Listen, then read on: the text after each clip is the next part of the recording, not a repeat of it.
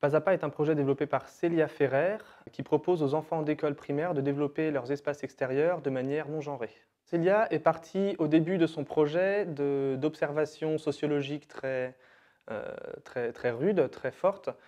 qui étaient celles des violences sexistes en milieu urbain. Par les outils de recherche par le design, Célia s'est positionnée de plus en plus en amont.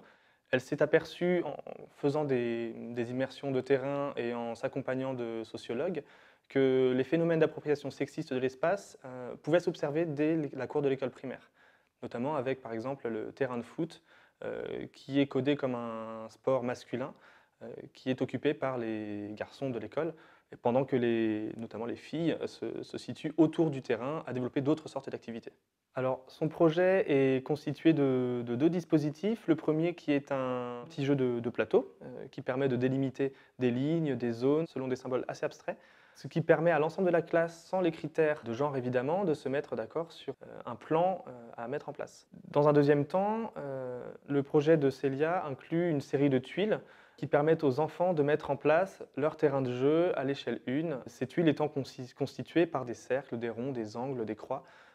pour permettre à tous les enfants de s'approprier de manière égale l'espace de jeu extérieur de la cour d'école primaire. Alors, je trouve que Célia a réussi à faire un travail qui est extrêmement fin,